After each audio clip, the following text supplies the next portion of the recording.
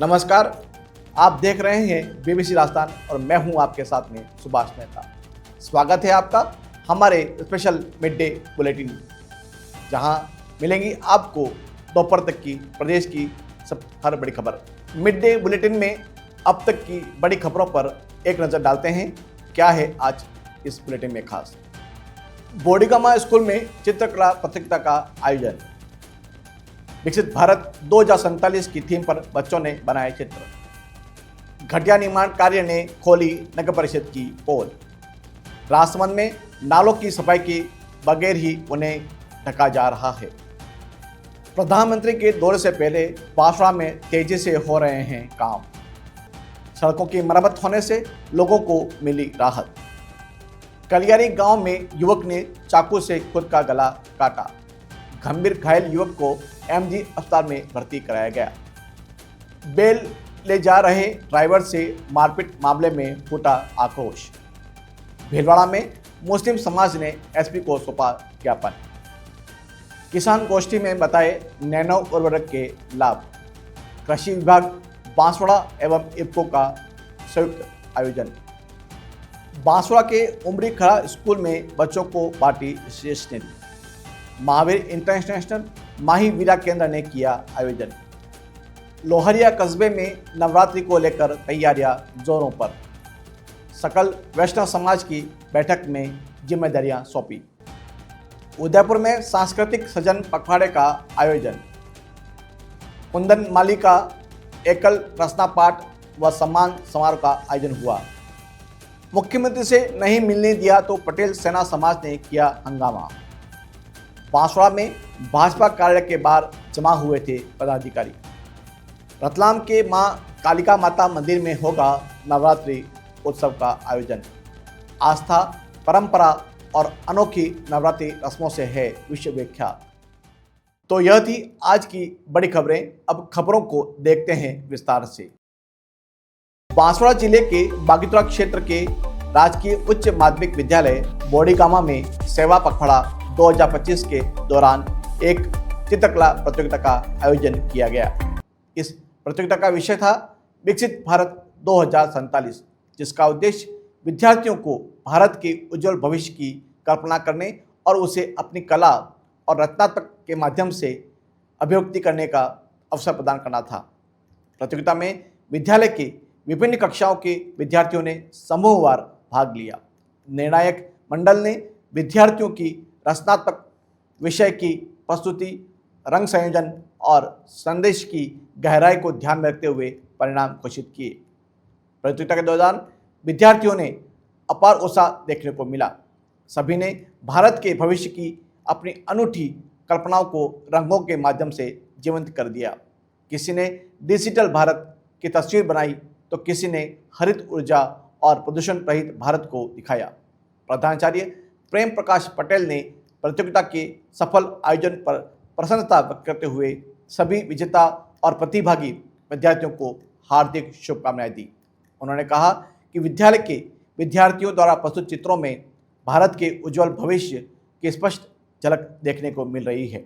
राजसमंद में जिला कलेक्ट्री, नगर परिषद व जिला परिषद के बाहर चल रहे निर्माण कार्यों में एक बार फिर सवाल खड़े कर दिए हैं। शहर के सबसे संवेदनशील और वीआईपी इलाकों में जहां रोजाना हजारों लोग आते जाते हैं, वहीं पर ठेकेदार और विभाग की लापरवाही साफ दिखाई दे रही है। जानकारी के अनुसार नगर परिषद द्वारा गटर व नालियों को ढकने का काम किया जा रहा है, लेकिन हैरानी की बात यह है कि नालियों को ठीक से सफाई किए बिना ही उन पर पटिया डालकर लिपापोती की जा रही है। ऐसे में अंदर जमी गंदगी व कचरे के कारण नालियां चौक हो रही हैं और बरसात के समय यह पानी बाहर आकर लोगों के लिए आफत बन रहा है। स्थानीय लोगों का कहना है कि नगर परिषद एक तरफ तो स्वच्छता का अभियान के नाम पर बड़े बड़े दावे कर रही है और वहीं दूसरी ओर बिना सफाई किए पटिया निर्माण करवा रही है। इससे परेशानी और बढ़ रही है। बरसात में यह गंदगी और पानी का भराव न केवल बदबू फैला रहा है, बल्कि संक्रमण फैलने का भी खतरा बढ़ रहा है। लोगों ने सवाल उठाया है कि आखिर जब जिला कलेक्ट्री और नगर परिषद जैसे बड़े कार्यालयों के सामने ही यह हालात हैं, तो शहर के अन्य इलाकों में काम किस तरह का हो रहा होगा। विभाग की आंखों के सामने ही हो रहे इस घटिया कार्य पर अब तक कार्रवाई न होना कहीं न कहीं जिम्मेदार अधिकारियों की मिलीभगत पर ही सवाल खड़े कर रहा है। शहरवासियों ने मांग की है कि इस तरह की लिपापोती रोककर गटर व नालियों की पूरी तरह सफाई करवाई जाए और उसके बाद घटिया कारण में भी संलिप्त ठेकेदारों और जिम्मेदार अधिकारियों पर राज्य सरकार इसकी भी कार्रवाई की जाए।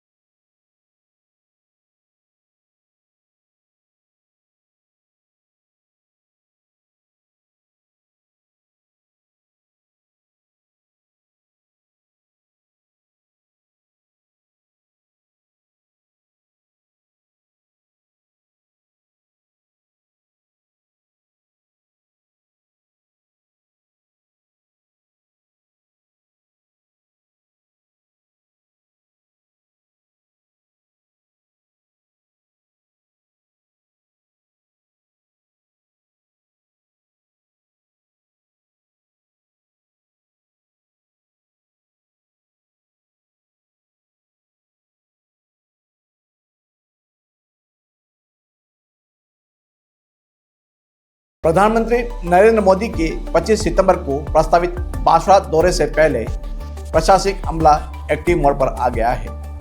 बांसवाड़ा जिला मुख्यालय पर साफ सफाई, रंग रोगन और सड़कों की मरम्मत का काम तेजी से शुरू हो गया है।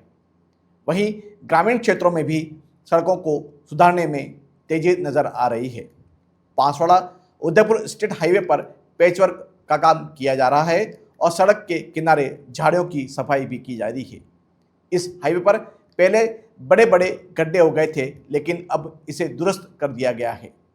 आमजन का कहना है कि प्रधानमंत्री नरेंद्र मोदी के दौरे से पहले इतनी तेजी से काम हो रहा है, जिससे सड़कें अच्छी हो गई हैं।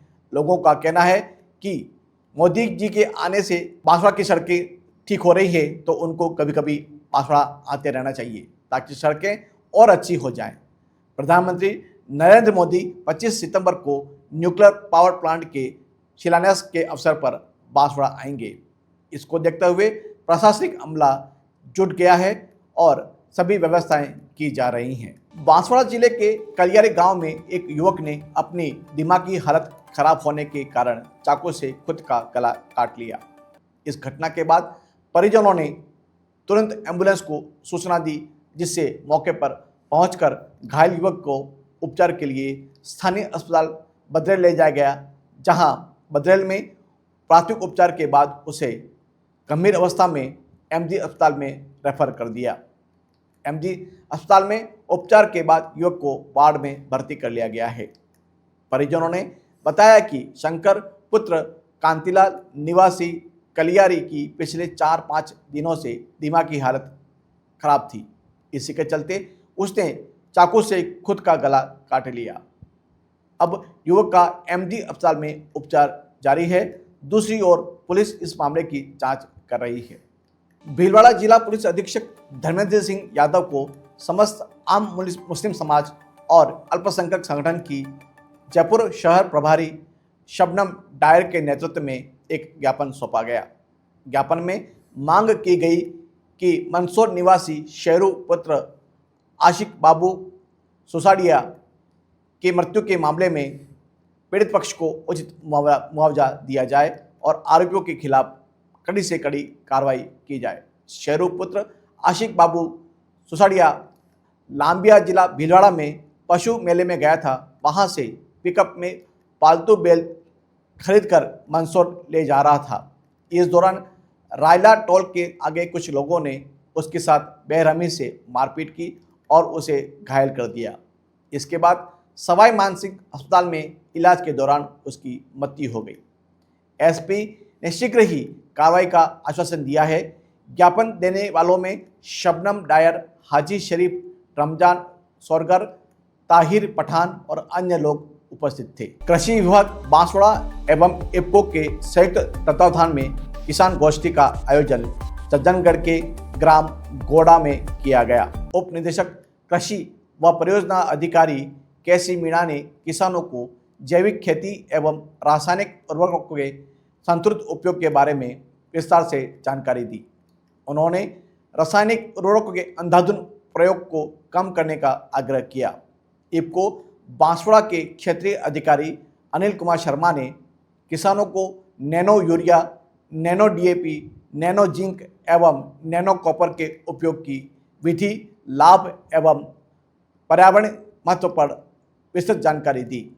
उन्होंने बताया कि नैनो उर्वरक परंपरागत उर्वरकों के प्रभावी विकल्प हैं और इनके प्रयोग से भूमि, जल और वायु प्रदूषण को भी कम किया जा सकता है। उन्होंने बताया कि नैनो उर्वरकों की 95% मात्रा पौधों को द्वारा उपयोग में ली जाती है, जिससे प्रदूषण नगण्य हो जाता है और फसल की उत्पादकता में भी वृद्धि होती है। इसके विपरीत परंपरागत दानेदार उर्वरकों की केवल 30 से 40% मात्रा ही पौधों द्वारा ग्रहण की जाती है। शेष भाग मृदा, जल एवं वायु को प्रदूषित करता है। इस अवसर पर बड़ी संख्या में किसान मौजूद रहे। तो यह थी दोपहर तक की बड़ी खबरें। दिन भर की खबरों को देखने के लिए देखते रहिए हर रात 8 बजे हमारा बुलेटिन बांसवाड़ा पत्रिका, और प्रदेश की हर बड़ी खबर के लिए रात 9 बजे प्राइम टाइम एट 9। और ऐसी ही तमाम खबरों को देखने के लिए बने रहिए हमारे साथ और सब्सक्राइब और फॉलो करें हमारे यूट्यूब व इंस्टाग्राम चैनल BBC राजस्थान को।